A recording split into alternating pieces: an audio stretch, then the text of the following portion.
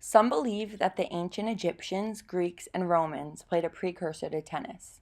Drawings or descriptions of any tennis like games have not been discovered, but a few Arabic words dating from ancient Egyptian times have been cited as evidence.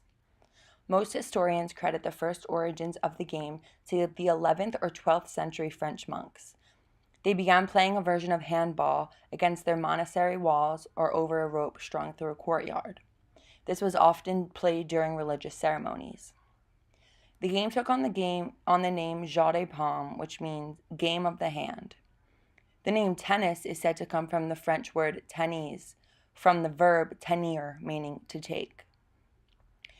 The monks would yell as they served the ball with their hand, "Take this." Eventually, bare hands were found to be too uncomfortable, so players began using a glove with webbing in between the fingers, which eventually turned to a solid paddle, and finally, the paddle had a handle attached. This became known as the racket.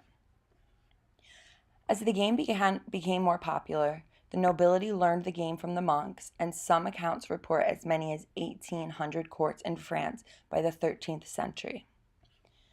The game began to form a hierophany, and many members of the church believed it was starting to become a diversion.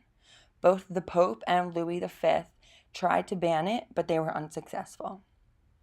However, it soon spread to England, where both Henry VII and Henry VIII were avid players, and they promoted the building of more courts. Courts started appearing in the United States and eventually in Russia, India, Canada, and China.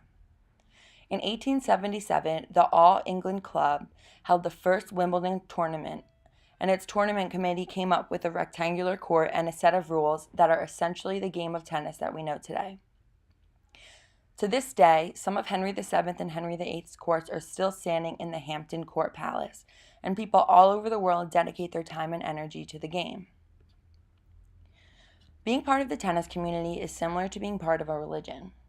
Beginning at the age of 5, I was practicing in clinics and taking private lessons at my local sports club. While walking around the club, most of the members would say hi to each other and catch up about their common interests and their most recent match.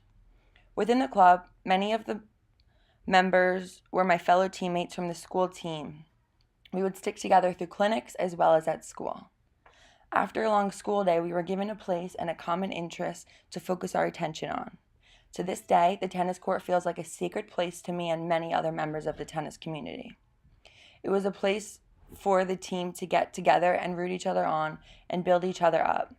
Tennis is a gift economy because the tennis pros are able to break down their abilities and teach others how to engage in the lifelong sport. The pros grew up worshiping and treating tennis as a religion, and now they are able to share their skills with others. In addition, the students they are teaching allow the pros to become better for their engagement with all different levels. In school, when we had a match, we would wear our uniforms to school, and it was great passing fellow teammates in the halls wearing the same uniform. Throughout the day, we were all following our own schedules, but we all knew in the back of our mind that we would soon be on that sacred tennis court that we know so well with our teammates, sharing the passion that we love, tennis. As the senior captain of the team, I made sure to create a welcoming environment.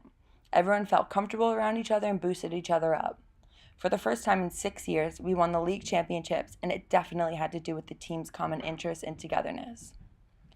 The international nature of professional tennis ensures a wide range of religious and spiritual perspectives that are represented across the world.